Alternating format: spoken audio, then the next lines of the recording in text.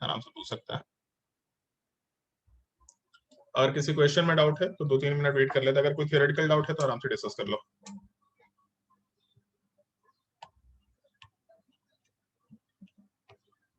Sir question में ही है। क्या है? क्वेश्चन में डाउट है? थियोरेटिकल क्वेश्चन डाउट ही नहीं है तुम लोगों को? सारा थ्योरी क्लियर हो रखा है जिंदगी में। चलो 1 मिनट। सर इलिप्टिकल ऑर्बिट कौन सा होता है? क्या नाम है? Elliptical orbit. इलिप्टिकल ऑर्बिट हम लोग एक्चुअल में इसमें डिस्कशन करते हैं, जो हम लोगों का बोर्स मॉडल वाले पार्ट के बाद हम लोग एक छोटा सा टर्म मेंशन करते हैं, नाम भी हम भूल ही रहे हैं उस चीज का, बट वो वहां पे जैसे ऐसा कंसेप्ट बनाया गया था कि सर्कुलर ऑर्बिट नहीं होता, rather than circular orbit elliptical orbit की बात करते हैं, बट वो हम लोग के किसी काम का नहीं होता। वो बुकलेट्स में इसलिए दे दिया जाता है ताकि मालूम हो कि ऐसा भी कुछ जिंदगी में एग्जिस्ट करता है, बट हम लोग का काम का नहीं होता। बाकी इलिप्स वर्ड सुना है कभी भी? Yes sir. क्या होता है ellipse? Solar ellipse, lunar ellipse. अरे नहीं रे, वो इक्लिप्स होता है, इलिप्स नहीं होता है वो। हे भगवान, हम मैथ्स की बात कर रहे हैं। नहीं सुने सर। कभी नहीं सुनी है? सर ओवल टाइप का सर्कल। ओवल टाइप का सर्कल, चलो ध्यान दो। मान लो जैसे हम लोग का ये सर्कल है, ठीक है, ये नॉर्मली सर्कल दिख रहा है। अर्थ जिस पाथ में मूव करता है, सन के अराउंड रिवॉल्यूशन करता है, उसको भी एलिप्टिकल ऑर्बिट। एलिप्स तो नहीं बोलते एग्जैक्टली, एलिप्स नहीं है, वो थोड़ा अलग टाइप का शेप है। बट जैसे मान लो सर्कल है, इसको ऐसा कर दो तो ये एलिप्स बन जाएगा। डायग्राम सिमेट्रिकल है, बट सर्कल में हम लोगों का सारे तरफ का डायमीटर सेम होता है। मतलब हम लोग अगर इसमें डायमीटर मार्क करें तो हम लोग एक पॉइंट से अपोजिट पॉइंट जो सेंटर से क्रॉस करता हुआ है, दूसरे वाले साइड की बात करें तो हम लोग दोनों तरफ का डायमीटर सेम मान के चल रहे हैं। बट जब हम लोग इलिप्स की बात करेंगे तो इलिप्स में भी डायमीटर डिफाइन होता है, इलिप्स में भी 2 डायमीटर्स हो सकते हैं, लेकिन इलिप्स के केस में डायमीटर अलग अलग निकल के आता है। इस तरह के शेप को हम लोग इलिप्स बोलते हैं। तो हम लोग बोर्स मॉडल के बाद एक छोटा सा मॉडल होता है, नाम हमको याद ही नहीं आ रहा, पता नहीं क्यों याद नहीं आ रहा, क्योंकि रिलेवेंट नहीं है। बुकलेट में तुम्हारे डाल रखा है मैंने ताकि मालूम पड़ जाए कि हाँ ऐसा भी कुछ जिंदगी में हुआ करता होगा, लेकिन ये पार्ट अपने किसी काम का नहीं है। इस चीज को हम लोग इलिप्टिकल ऑर्बिट बोलते हैं। और कोई डाउट तो बताओ।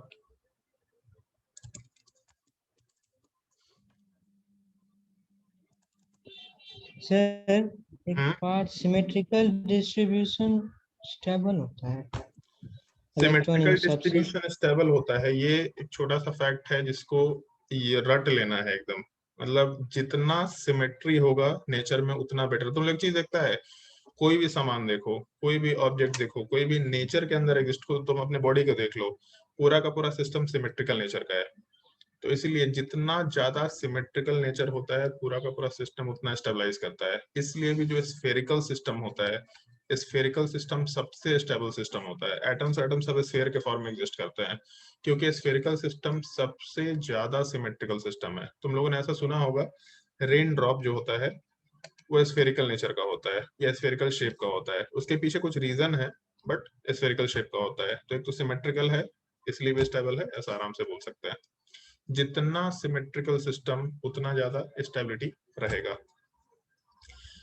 और कोई डाउट? सर हर सब सेल का अलग अलग होता है। बोल सकते हैं ऐसा, लेकिन ऐसा नहीं है। जैसे दो तीन चीजें हैं। अगर हम लोग एटम के स्टेबिलिटी की बात करेंगे तो उसमें हम लोगों के इलेक्ट्रॉन से रिलेटेड कुछ कॉन्फ़िगरेशंस भी मैटर करते हैं, और साथ ही साथ सिमेट्री वाला पार्ट भी मैटर करता है। अब दोनों में जो चीज डोमिनेट कर जाए, जो चीज डोमिनेट करेगा उसके हिसाब से काम करेंगे, ठीक है। और कोई डाउट तो बताओ। सबको बुकलेट में ही डाउट है और कहीं जिंदगी में डाउट नहीं है? सर अगर सर जैसे एस और पी सब सेल है तो उसमें कौन सबसे ज्यादा स्टेबल होगा? एस सबशेल और पी सबशेल, देखो ये थोड़ा अलग टाइप का चीज है, ठीक है। एस और पी सबशेल में ज्यादा स्टेबल कौन सा? ऑल्दो हम लोग बोलेंगे कि एस सबशेल ही ज्यादा स्टेबल है, उसके पीछे एक और रीजन दे सकते हैं। जैसे एस सबशेल का या एस ऑर्बिटल का मतलब क्या है? तो बेसिकली हम लोग ऐसा बोल रहे हैं कि हम लोग के इलेक्ट्रॉन के रहने का जगह, इलेक्ट्रॉन से एसोसिएटेड स्पेस, इसकी बात कर रहे हैं। और तो कुछ नहीं है। सबशेल या ऑर्बिटल क्या है, इलेक्ट्रॉन का स्पेस बोल रहा है। एस सबशेल सबसे नजदीक होता है किसी भी एक शेल वाले पार्ट में, फिर उसका पी का नंबर आता है, फिर उसका डी का नंबर आता है।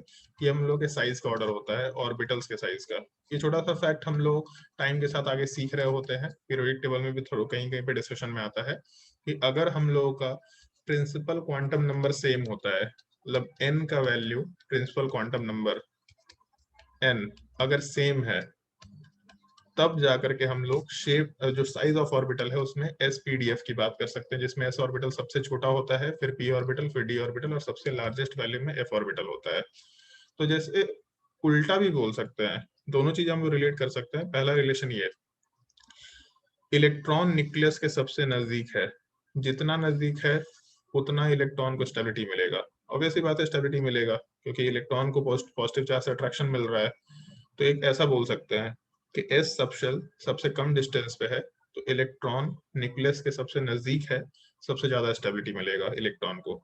उल्टा बोल सकते हैं हम लोग, क्योंकि एस वाला पार्ट सबसे ज्यादा स्टेबल है तो इसीलिए सबसे नजदीक है। ऑल्दो होना पहला ही रीजन चाहिए कि सबसे नजदीक है इसलिए स्टेबल है और इसलिए ज्यादा सिमेट्रिकल शेप में एग्जिस्ट कर रहा है।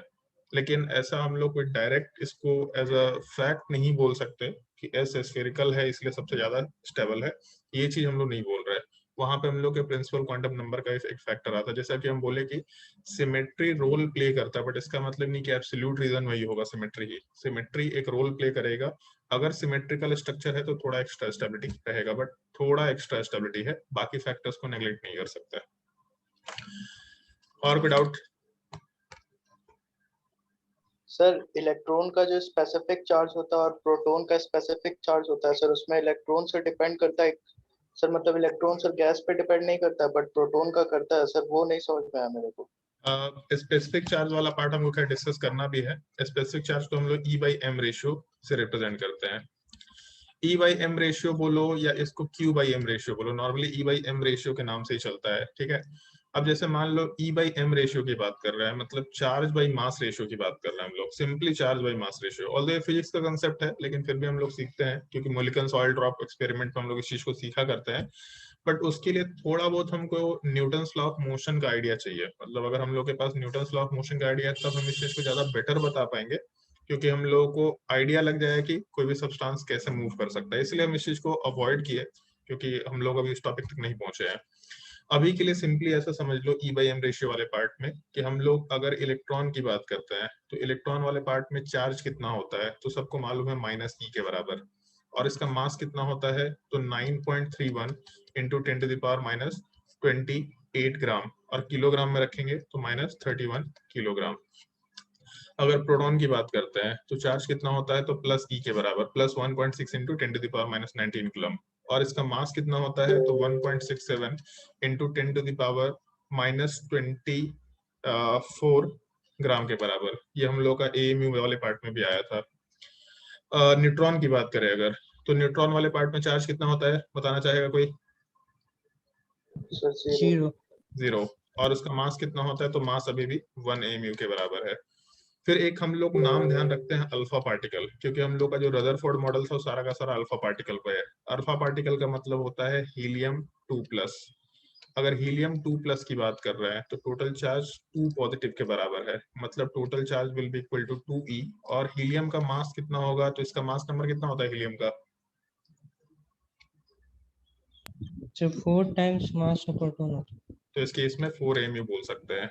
तो हम लोग का ये चार्ज बाई मास रेशियो निकल के आराम से आ जाएगा। अब जैसे पॉइंट ये हो सकता है कि तो तुम क्या बोला था अभिषेक, एक बार फिर से बोलो क्वेश्चन।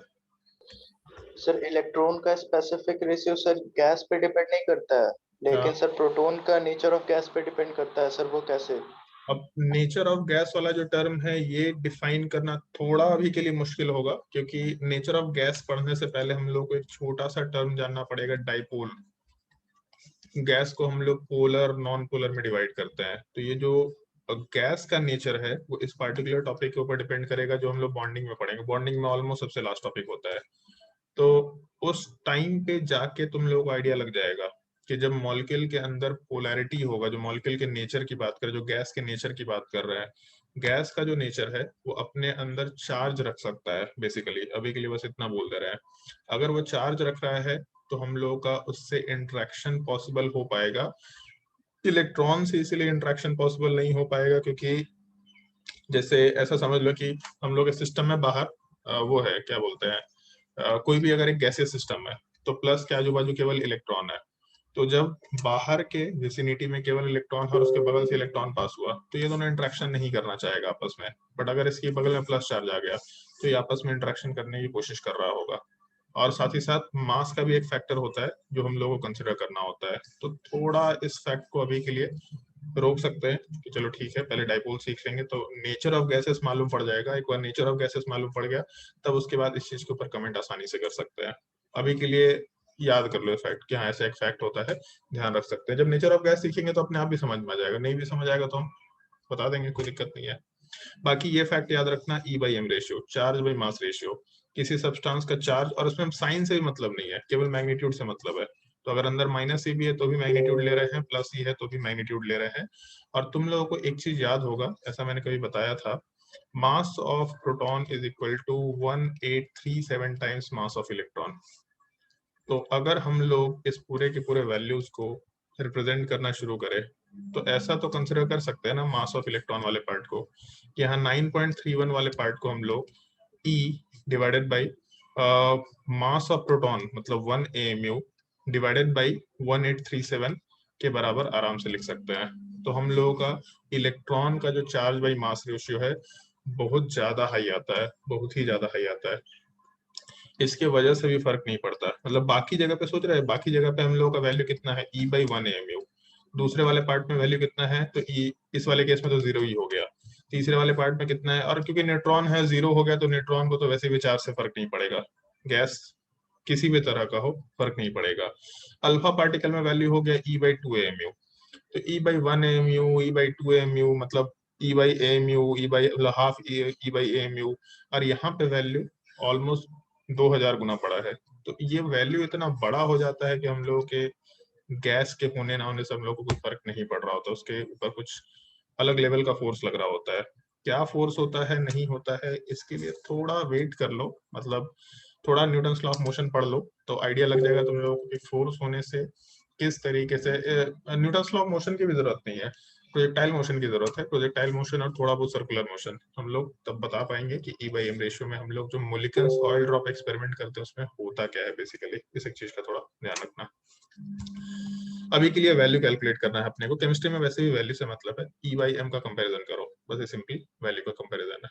और कोई डाउट किसी को तो बताओ। यस सर, एक और है बोलो। सर, जब अल्फा पार्टिकल को बेरिलियम एटम से सर बम्बार्ड करवाते हैं तो सर कार्बन एटम कहाँ से आ जाता है? अल्फा पार्टिकल को जब हम लोग सर बेरिलियम एटम से सब बम्बार्ड करवाते हैं तो कार्बन एटम कहाँ से आ जाता है? कार्बन एटम कहाँ से जाता है, चलो जैसे बेरिलियम की बात करते हैं, और अल्फा पार्टिकल का मतलब हो गया हीलियम 2+, है ना। जो जो पूछेंगे बस उसका जवाब देना। बेरिलियम वाले पार्ट का एटॉमिक नंबर कितना होता है? सर 4। 4। और हीलियम वाले पार्ट का?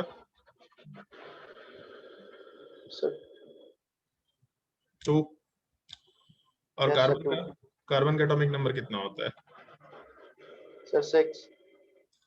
तो कुछ दिख रहा है यहाँ पे?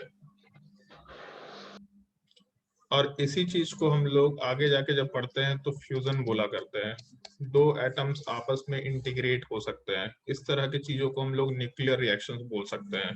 इसको हम लोग रेडियो एक्टिविटी से भी रिलेट करते हैं, केमिस्ट्री में उसका कुछ पार्ट माना जाता है और बाकी फिजिक्स में उस चीज को पढ़ा जाता है रेडियो एक्टिविटी। तुम लोग शायद सुना होगा जो न्यूक्लियर रिएक्टर्स होते हैं उसमें फिजन एंड फ्यूजन दोनों होता है।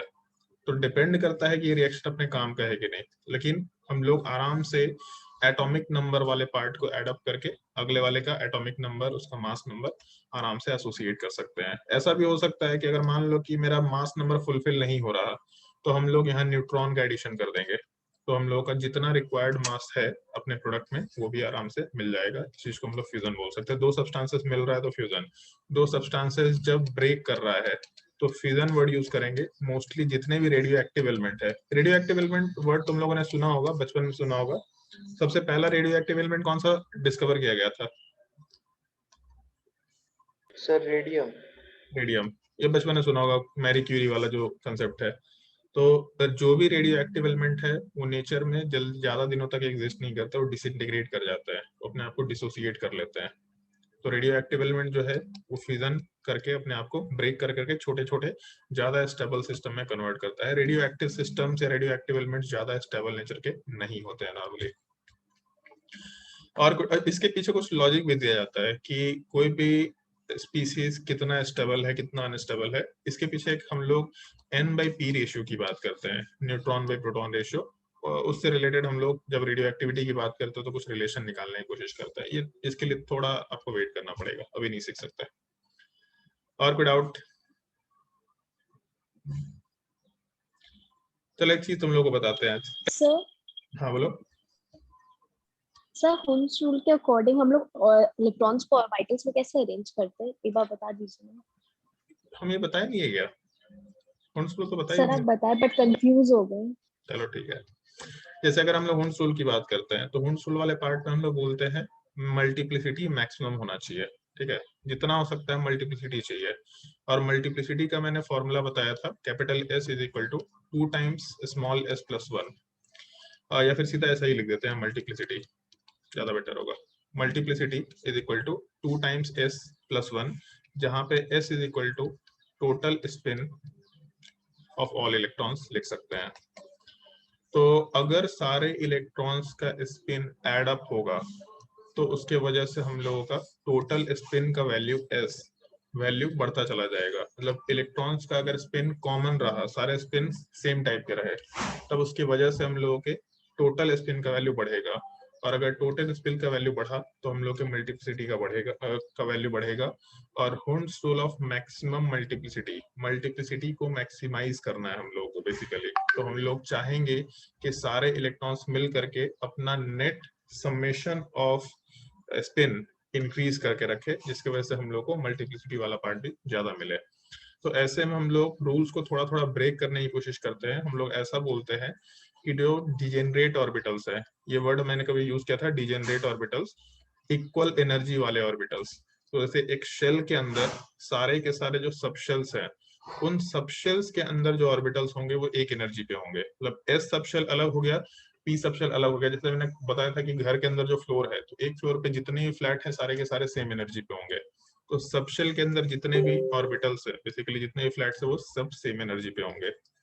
तो एक P सबशेल में टोटल 3 ऑर्बिटल्स हैं, Px, Py, Pz। Pz बीच में लिखना चाहिए बट हम उससे मतलब नहीं रख रहे। मैंने लास्ट क्लास में बोला था डायरेक्शन मोह माया है सब, डायरेक्शन अपने मन से जैसा भी चेंज करना चाहे कर सकते हैं, अदरवाइज सब मोह माया है, सब जो पढ़ रहा है सब मोह माया है। ठीक है, तो Px, Py, Pz। अब इसमें सारे के सारे ऑर्बिटल्स क्योंकि एक सबशेल का पार्ट है तो सबके सब डिजेनरेट होंगे।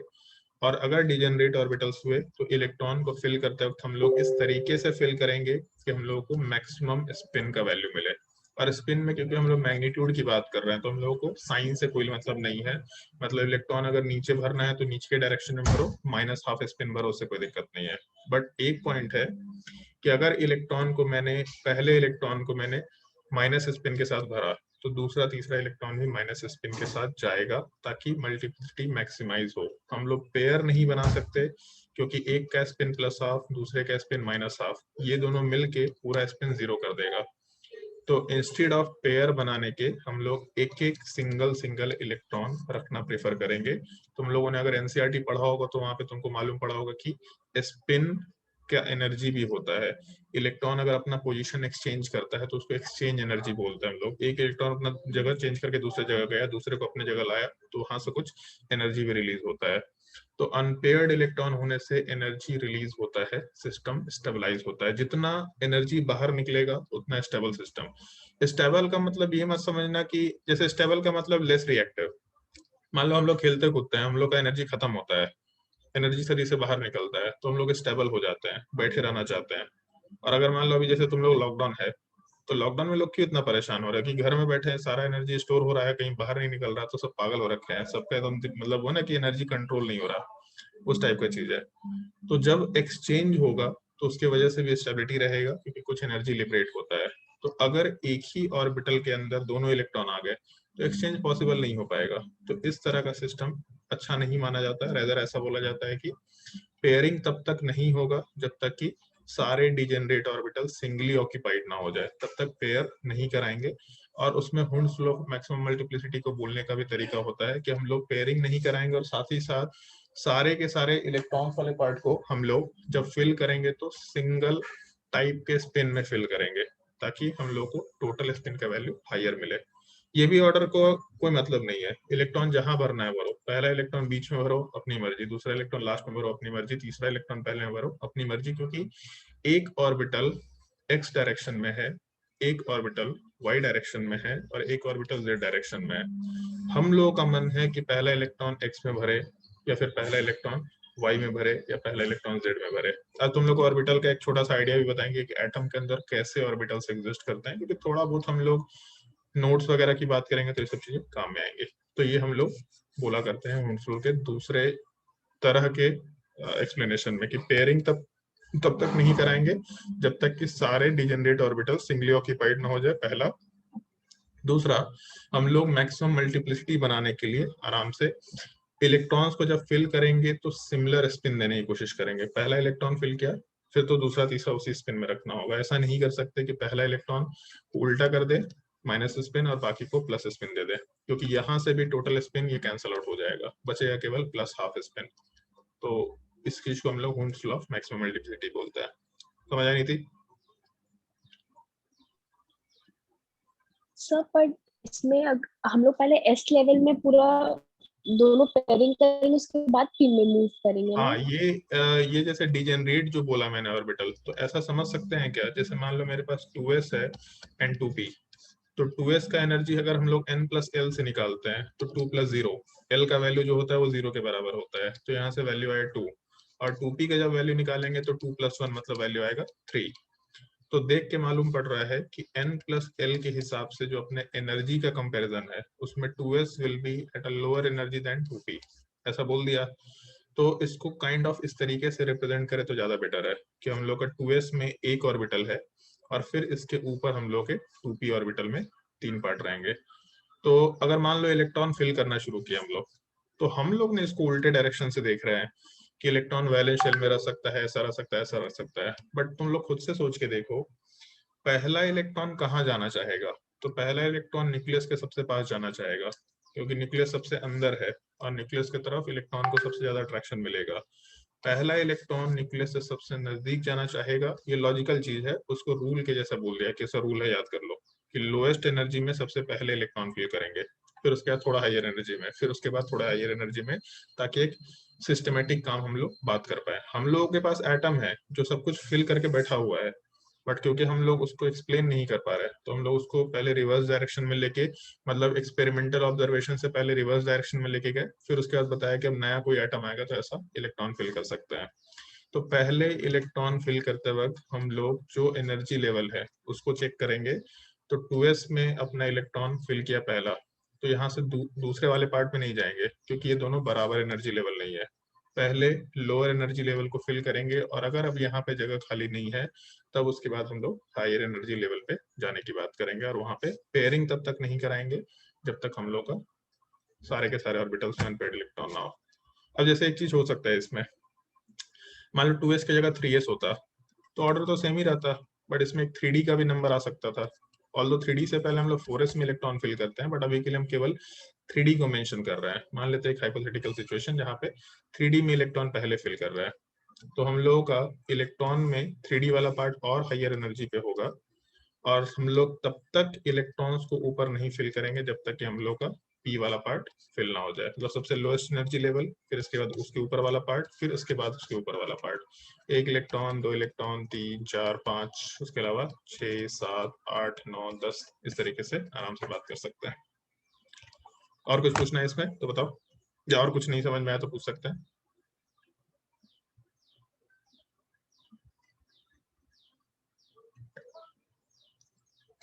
चलो एक चीज पे ध्यान देते हैं, जैसे तुम लोग को ये चीज तो आइडिया लग गया, मैंने तुम लोगों के ग्रुप में एक असाइनमेंट भेजा था, तुम लोग को आइडिया लगा होगा देख करके कि जो एफ सबशेल होता है वो कितना कॉम्प्लिकेटेड होता है।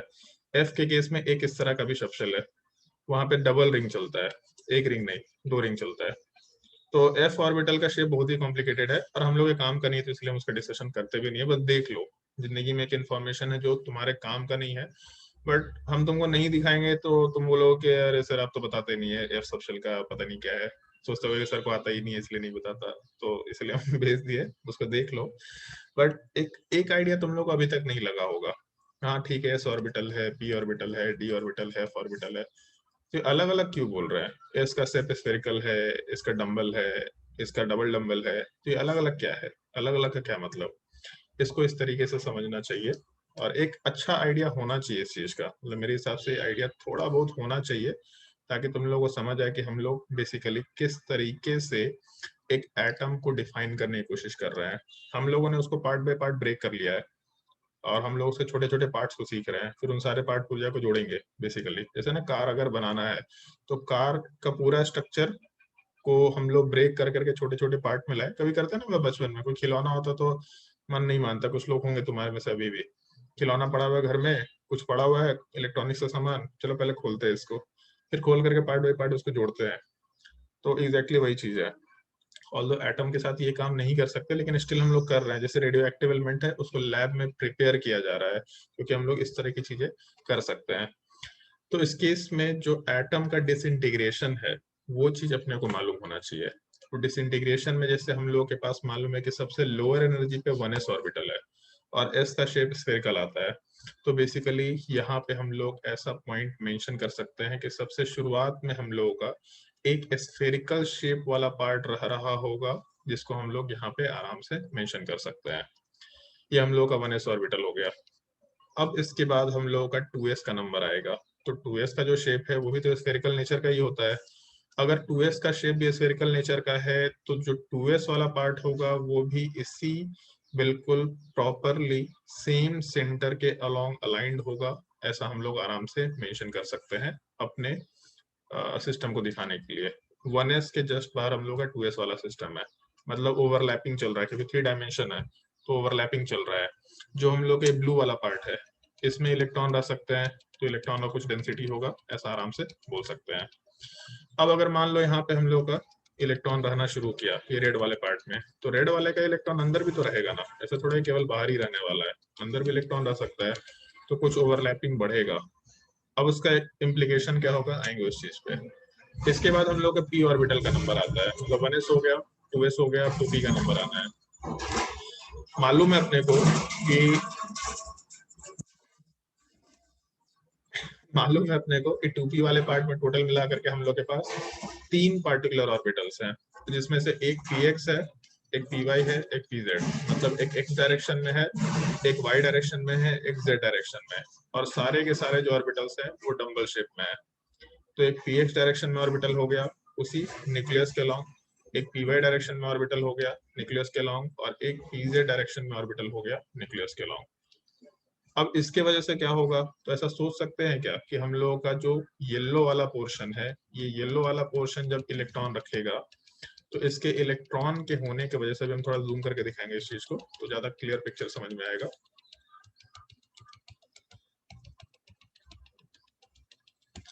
इसमें भी इलेक्ट्रॉन एग्जिस्ट कर रहा है, तो अगर हम लोग इसको थोड़ा जूम करें तो यहाँ देख के ऐसा बोल सकते हैं क्या कि जो हम लोगों का ये कॉमन एरिया होगा, हम इसको ग्रीन कलर से मार्क कर रहे हैं या व्हाइट कलर से मार्क कर रहे हैं, ये पार्ट यहाँ से लेकर के यहाँ तक का जो एरिया है, इस एरिया में ब्लू वाला इलेक्ट्रॉन भी है, येलो वाला इलेक्ट्रॉन भी है, रेड वाला भी इलेक्ट्रॉन है। तो यहाँ का जो पार्टिकुलर शेप आएगा ये थोड़ा अलग टाइप का आएगा, यहाँ पे इलेक्ट्रॉन डेंसिटी से रिलेटेड जो शेप होगा थोड़ा अलग टाइप का आएगा। फिर उसके बाद मान लो हम लोग के इस एरिया की बात करते हैं, ग्रीन वाले एरिया की बात करते हैं, तो ये वाला जो पार्ट आएगा इसमें थोड़ा अलग टाइप का बिहेवियर आएगा। इसमें हम लोग के पास 2 इलेक्ट्रॉन से एसोसिएटेड सिस्टम आएगा, रेड वाला पार्ट और येलो वाला पार्ट, और उसके ऊपर हम लोग केवल येलो वाला पार्ट सबसे लोएस्ट इलेक्ट्रॉन डेंसिटी के साथ दिखाई देगा। तो जैसे होता क्या है ना कि इलेक्ट्रॉन डेंसिटी का जो डिस्ट्रीब्यूशन है उस डिस्ट्रीब्यूशन से जज किया गया कि अच्छा इतने एरिया में ये जो येलो वाला पार्ट है बिल्कुल ऊपर में, इसको हम थोड़ा रंगीन कलर से दिखा रहे हैं, ये पार्ट, ये जो पोर्शन है इस पोर्शन में तो इलेक्ट्रॉन डेंसिटी सिमेट्रिकली इस टाइप का दिख रहा। तुम लोगों को मैंने ग्राफ भी दिखाया था लास्ट क्लास में, ऐसा सिमेट्रिकल शेप आता है तो दिखेगा। अच्छा इस पोर्शन में हम लोग का ग्राफ इस पार्टिकुलर नेचर का है, बट वहां से थोड़ा नीचे आते हैं तो इस पार्टिकुलर शेप में हम लोग इलेक्ट्रॉन डेंसिटी बढ़ता दिख रहा, उसके नीचे गए तो इलेक्ट्रॉन डेंसिटी और बढ़ता दिखा। तो उससे हम लोग शेप वाले पार्ट को जज करना शुरू कर देते हैं। जैसे कभी कभी तुम लोगों ने देखा होगा कुछ कुछ ऐसा पजल वजल होता है कि उसमें 6-7 डायग्राम्स होते हैं, सबको मर्ज कर दिया जाता है और तुमको आइडेंटिफाई करना होता है कि इसमें घोड़ा बिल्ली कुत्ता हाथी आइडेंटिफाई करो। बेसिकली मतलब बहुत सारे ऑब्जेक्ट से सबको मर्ज कर दिया गया, एक दूसरे के ऊपर ओवरलैप कर दिया गया। अब बोला गया कि उसमें से जो भी ऑब्जेक्ट हैं उनको आइडेंटिफाई करो। तो हम लोग उसके आउटलाइन को देख देख के जज कर पाते हैं कि अच्छा शायद ऐसा कुछ है, शायद ऐसा कुछ है। वो आउटलाइन को हम लोग बेसिकली प्रेजेंट करते चले जाते हैं, जिससे हम लोग आराम से उन पूरे के पूरे ऑर्बिटल्स को ब्रेक कर करके अलग अलग पोर्शन में लिखना शुरू किया। क्योंकि ये चीज केवल ऊपर नहीं होगा, ये पार्ट तो अपना राइट साइड में भी होने वाला है, ये नीचे भी होने वाला है, लेफ्ट में भी होने वाला है, हर तरफ होने वाला है। तो इसके वजह से पूरा सिमेट्रिकल डायग्राम को हम लोग ब्रेक कर करके लिखना शुरू करते हैं। फिर इसके बाद वही होगा कि हम लोग का 2s वाला पार्ट के बाद 2p जब आया तो 2p वाले पार्ट के बाद हम लोग का 3s का नंबर आएगा। 3s वाला पार्ट थोड़ा बड़ा साइज का रहेगा। तो इस तरीके का हम लोग डायग्राम आराम से मेंशन कर सकते हैं। तो कुछ कुछ जो हम लोगों का अलग अलग एटम्स आया, मतलब हाइड्रोजन से लेके आगे तक का पार्ट, उन सारे एटम्स के इलेक्ट्रॉन डेंसिटी को जब हम लोग रिप्रेजेंट करना शुरू किए तो हम लोग का इस तरह का कुछ एक न्यूक्लियस के अलोंग सारे ऑर्बिटल्स का रिप्रेजेंटेशन निकल के आना शुरू हो गया। इस चीज को हम लोग ऑर्बिटल डायग्राम बोला करते हैं। थोड़ा चमका कि एटम के अंदर इलेक्ट्रॉन्स कहाँ रह सकते हैं, स्पेस में क्या होता है। अरे मानसी चमका थोड़ा बहुत।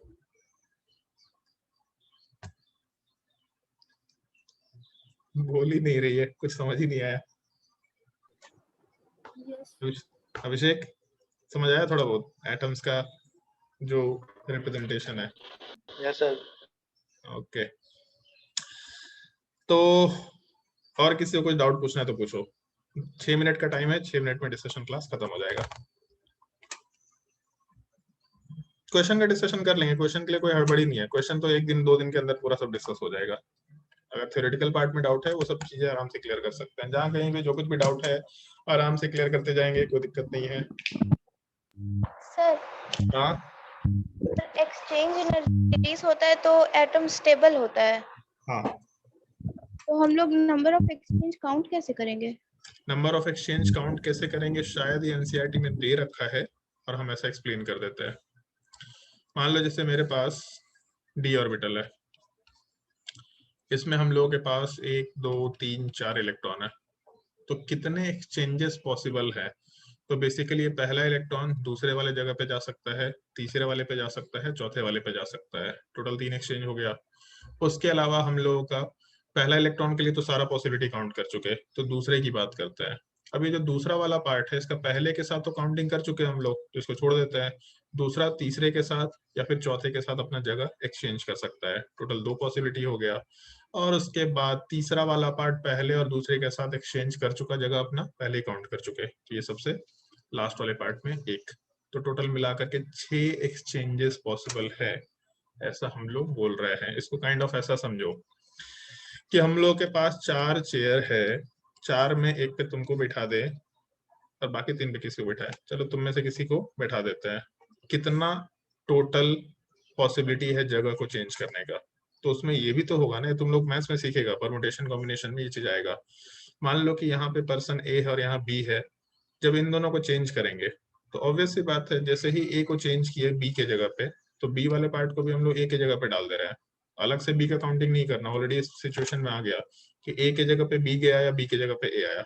This is counted as 1। ये हम लोग के परमुटेशन एंड कॉम्बिनेशन, उस चीज को हम लोग अपने सरल भाषा में पीएनसी बोल दिया करते हैं, परमुटेशन एंड कॉम्बिनेशन। बहुत माथा खराब होगा। ये ऐसा टॉपिक है ना जिसमें टीचर को ब्लेम नहीं कर सकते कभी, टीचर से सवाल नहीं सॉल्व होगा, क्योंकि इसमें ना बहुत सारे कंडीशंस होते हैं। हो सकता है तुमको वो कंडीशन स्ट्राइक ना करे, टीचर्स को भी स्ट्राइक नहीं करता। हमको, मेरा ये टॉपिक बहुत अच्छा था, हम 11 12 में मेरा मैथ्स बहुत चौपट था, बट ये टॉपिक मेरा 11th क्लास का बहुत अच्छा था। हमको स्ट्राइक कर जाता था, हर एक सिचुएशन लॉजिकली स्ट्राइक कर जाता था, तो हम आसानी से सवाल सॉल्व कर पाते थे। बट होता है कभी कभी कि क्या बोल रहा है उसमें एक कंडीशन छूट गया, एक कंडीशन छूट गया तो आंसर गलत। हाँ ये है कि इसको सीखने में मजा बहुत आएगा, मेरे हिसाब से बहुत मजा आएगा, लेकिन सवाल का आंसर नहीं आएगा तो बहुत इरिटेशन होगा। यार क्या दिक्कत है इसके साथ, सवाल क्यों नहीं बन रहा? तुम्हारा आंसर सोचा हुआ रहेगा कुछ और, आंसर आ जाएगा कुछ और। तो इस चीज को हम लोग सीखेंगे वहां पे। और ये हम लोग के एक्सचेंज को काउंट करने का तरीका होता है, इलेक्ट्रॉन्स अपने पोजीशंस एक्सचेंज कर रहे हैं। इसलिए भी जैसे मान लो यहाँ पे ऐसा बोलते हैं, हम लोगों का जो सिस्टम होता है ऑर्बिटल का, उसमें हम लोग ऐसा बोलते थे ना कि 4s2 होता है पहले, उसके बाद 3d वाले पार्ट का नंबर आता है। तो जैसे हम लोग क्रोमियम की जब बात करते हैं तो क्रोमियम में हम लोग का कॉन्फ़िगरेशन एक्सेप्शनल होता है 4s1 3d5। क्यों ऐसा एक्सेप्शनल कॉन्फ़िगरेशन होता है? तो उसके पीछे एनसीईआरटी में एक रीजन दे रखा है। एक तो सिमेट्रिकल डायग्राम हो जाता है पहला, और दूसरा एक्सचेंज की पॉसिबिलिटीज बढ़ जाती है, देयरफॉर एक्सचेंज एनर्जी बढ़ जाता है। इसका दूसरा पॉसिबिलिटी क्या था? तो 4s2 3d4। अगर 3d4 है मतलब टोटल 4 इलेक्ट्रॉन्स है और 4s में 2 इलेक्ट्रॉन्स, यहाँ का एक्सचेंज नहीं होने वाला, केवल यहीं पे एक्सचेंज हम लोग रखेंगे। सेम ऑर्बिटल्स में एक्सचेंज होगा, मतलब डिजेनरेट ऑर्बिटल्स में एक्सचेंज होंगे। हम लोग एनर्जी लेवल चेंज नहीं कर सकते। एक एनर्जी लेवल पे जो उछल कूद मचाना है मचाओ, कोई दिक्कत नहीं है। तो अगर 4 इलेक्ट्रॉन्स था तो टोटल नंबर ऑफ एक्सचेंजेस 6 थे। तो इस केस में हम लोग मान सकते हैं कि चलो ठीक है, यही ऑप्शन था, तो हम लोग के पास टोटल 6 एक्सचेंजेस पॉसिबल थे। बट अगर हम लोग अपने कॉन्फ़िगरेशन को 4s1 3d5 में ले जाए, बेसिकली ऐसा डायग्राम कि 4s वाले पार्ट में हम लोग का 1 इलेक्ट्रॉन और 3d वाले पार्ट में हम लोग का 5 इलेक्ट्रॉन, तो यहाँ पे कितने एक्सचेंजेस पॉसिबल है? तो एक एक्सचेंज, दूसरा एक्सचेंज, तीसरा एक्सचेंज, चौथा एक्सचेंज, 4 इसमें पॉसिबल है। फिर उसके बाद सेकंड वाला पार्ट फर्स्ट के साथ काउंटिंग कर चुके, तो एक एक्सचेंज, 2 एक्सचेंज, 3 एक्सचेंज, 7 हो गया। फिर उसके बाद सेकंड तो काउंट कर चुके, थर्ड से बात करते हैं, एक एक्सचेंज, 2 एक्सचेंज, तो बेसिकली 9 हो गया। उसके बाद लास्ट वाले पार्ट की बात करते हैं, यहाँ पे एक एक्सचेंज। टोटल मिला के हम लोगों के पास 10 एक्सचेंजेस पॉसिबल है। एंड अगर 10 एक्सचेंजेस पॉसिबल है तो इससे रिलेटेड एनर्जी भी लिबरेट होगा। एक्चुअल में ऐसा बोल दिया जाता है।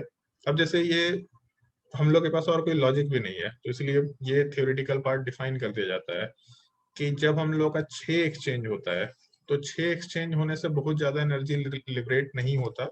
इसीलिए सिस्टम एक पेयर के फॉर्म में रहना चाहेगा, क्योंकि पेयर के फॉर्म में भी सारा सिस्टम स्टेबल होता है। जैसे तुम में से ही कुछ लोग 11th-12th में आने के बाद, 9th-10th में आने के बाद पढ़ाई लिखाई के जगह पे, अभी 2 दिन पहले एक पेरेंट्स का कॉल आया था मेरे पास, 12th क्लास का एक स्टूडेंट है, उसके पापा का ऐसा कॉल आया था मेरे पास कि सर हम जो है ना, हम चाहते हैं कि IIT करे, बट इसका ना सर शादी करने का मन है। ये चाहता है कि सर शादी, मतलब इसको शादी ही करना है। तो होता है 11th 12th 9th 10th में आते आते लोगों का मन कर जाता है कि चलो शादी ही कर लेते हैं, क्या पढ़ाई लिखाई में कुछ रखा है, सब मुंह में है। तो बेसिकली बेसिकली एक पेयर के फॉर्म में स्टेबिलिटी रहता है। अभी स्टेबिलिटी नहीं है, बाद में आएगा तुम्हारे लाइफ में, बट एक पेयर के फॉर्म में स्टेबिलिटी रहता है। तो अगर इलेक्ट्रॉन्स एक पेयर के फॉर्म में है तो उसको स्टेबिलिटी मिल सकता है, मतलब वहां पे कुछ एनर्जी लिबरेट होगा, that is called as pairing energy. अगर एक पेयर का फॉर्मेशन हो रहा और एनर्जी लिबरेट हुआ तो पेयरिंग एनर्जी। बट अगर इलेक्ट्रॉन पेयर में ना होके अपने आप को एक्सचेंज में रखना चाह रहा है तो उसको ये दिखना चाहिए कि हमको ज्यादा स्टेबिलिटी कहाँ मिल रहा है। जैसे मेरी लाइफ है, हमसे लोग ये सवाल पूछते, जो भी मेरे से यहाँ से पास आउट हो जाता है, अभी जैसे बर्थडे था मेरा तो उस दिन मेरे पास मैसेज आया, सबका एक सवाल, पहला सवाल हैप्पी बर्थडे, पहला क्वेश्चन ये स्टेटमेंट हैप्पी बर्थडे सर, फिर हम रिप्लाई के थैंक यू, अगला सवाल सर शादी कब कर रहे हैं। तो हम, मेरा एक्सचेंज एनर्जी ज्यादा बेटर है, हमको पेयरिंग एनर्जी में उतना स्टेबिलिटी नहीं मिल रहा अभी, तो ऑब्वियस सी बात है हम एक्सचेंज एनर्जी में रहना चाहेंगे, हम क्यों पेयरिंग एनर्जी में जाएंगे। तो बेसिकली अगर हमको पेयरिंग एनर्जी में ज्यादा स्टेबिलिटी दिखेगा तो हम उधर जाना चाहेंगे। सेम चीज इलेक्ट्रॉन के साथ है कि अगर उसको पेयरिंग एनर्जी में ज्यादा स्टेबिलिटी मिलेगा, मतलब पेयरिंग एनर्जी ज्यादा अमाउंट में है, तो सिस्टम उधर जाना चाहेगा, अदरवाइज एक्सचेंज में जाना चाहेगा। 10 एक्सचेंज ज्यादा बेटर हो जाता है, इस चीज का थोड़ा ध्यान रखना। मीटिंग एंड हो जाएगा, बाकी हम लोग नेक्स्ट क्लास में आराम से डिस्कशन कर लेंगे। क्वेश्चंस का डिस्कशन नेक्स्ट क्लास में आराम से करेंगे। किसी ने कुछ चैट में मैसेज किया है, पता नहीं क्या मैसेज किया है। बिलेटेड हैप्पी बर्थडे, हर साल यही सब बहुत हो गया।